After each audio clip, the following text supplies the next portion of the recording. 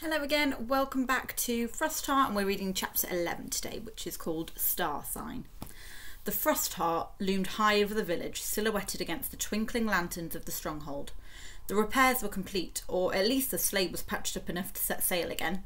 In exchange for the materials needed, the Pathfinders are given over all their food and supplies they could spare. Ash watched the far-off hustle and bustle from his spot atop the watchtower roof. Same as the Pathfinders, this was the last night before he and Tobu had to set out.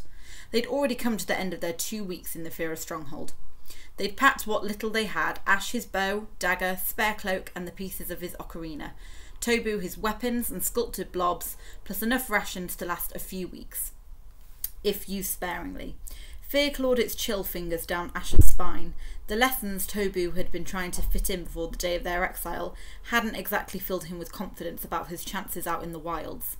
There had been the archery lessons, where Ash usually struggled to hit a single target, the climbing lessons that more often than not ended with Ash falling headfirst into a snowdrift, legs flailing, and then there were the stealth lessons. The distance between the strongholds was huge, and Ash couldn't even sneak from boulder to boulder without being seen by Tobu. Tobu, what are we going to do? Ash had asked in desperation one lesson. Tobu had knitted his brow and looked out at the snow sea. With a heavy breath he had given his answer. Survive. Now Ash's brain was racing, weighing the consequences of the decision before him. The lullaby seemed to be guiding Ash, but doubt kept gnawing at him. What if he was wrong? Pathfinder's runs were incredibly dangerous. Many sleighs didn't make it back. Perhaps trying his luck with Tobu would offer him the best chances of starting a new life. If anyone could get them to safety, it was Tobu, and a lullaby guiding him. It sounded crazy. He sang the words to himself once again, as much for reassurance as for trying to make sense of it all. This is not farewell, this is not goodbye, our love for you will never die. But this time, as the words left his mouth, something strange began to happen. He could hear a type of buzz, a low hum that he realised was not coming from the outside world, but from within his own head. His vision began to blur, with his other senses seeming to sharpen, as though he was being very focused in on something. The sensation became stronger and stronger as he sang. He stopped singing with a yelp. His eyes cleared and the buzz in his head faded, until all he could hear was the whisper of the wind. Cold beads of sweat were dripping from his forehead, his breathing heavy as he trembled. He had sung the lullaby many times before, but this was new. Despite the shock of it all, Ash was unable to ignore his curiosity. Building up his courage, he began to sing the lullaby again. Once more, his vision began to blur, and yes, there was the buzz getting louder and louder in his head. All at once, the stars dimmed in the clear sky, a sky usually so full of light and colour it could make one dizzy if one looked long enough. They all dimmed, that is, except for one to the east. This one grew brighter, so bright it seemed to hum an underlining melody to Ash's lullaby. He found himself unable to look away. The hum pulled at him, at his very core, beckoning him to listen.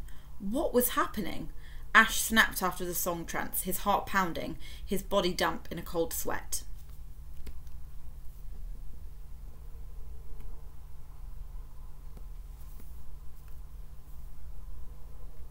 This is insane! What have I done to make this happen? Ash's mind raced, retracing his recent past.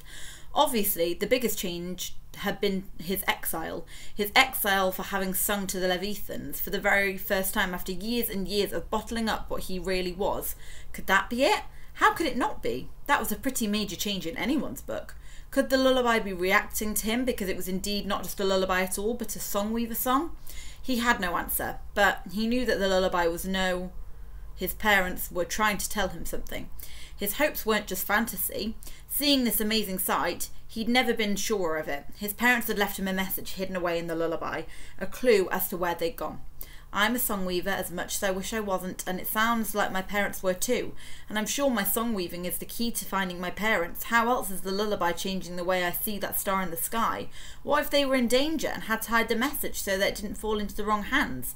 If I follow where the lullaby guides me, I might be able to find them at last. Mother's sun had just begun to wake, peering over the horizon, doing her best to fight back the chill of the ice crown and warm up her children. It was now or never. Ash had made his decision. Gliding back through the window, as silent as a ghost, Ash darted through the shadows of the watchtower. Toby was in his hammock, unmoving, asleep probably, resting for today's journey. Ash sneaked over to his hammock and picked up his pack and weapons. A floorboard creaked, making him grimace. He looked up to the rafters, but Toby remained still. Breathing a sigh of relief, Ash slipped out of the hatch. He had to be quick. He slid down the ladder without a sound and made for the bridge, but stopped in his tracks just as he reached it. With a pang of guilt, he looked back at the lonely watchtower that had been his home. His breath misted in front of his face. Tobu. They may not have gone on spirits. They may not have even liked each other very much, but Tobu had cared for Ash in his own sort of way. He had been the only one of Ash's guardians who had not given up on him. Ash felt terrible for not even saying goodbye, but he knew that if he did, Tobu would stop him from doing what he was about to do. Ash swallowed. No, this was the right decision. It would be better for them both. Tobu was only getting exiled because of Ash. With him out of the picture, Tobu would be allowed to stay with the Fearer. He could even redecorate, maybe put a new weapons rack or something where Ash's hammock had been. It would be great. My parents are out there somewhere, Ash reassured himself. I have to find them, and I have to find out about who I am, who the Songweavers are. I can't do that from behind stronghold walls. If there really is a Songweaver stronghold, I have to find it. That's where I belong. Goodbye, Tobu, he whispered. Then he crossed the bridge and did not look back. It's the end of chapter 11.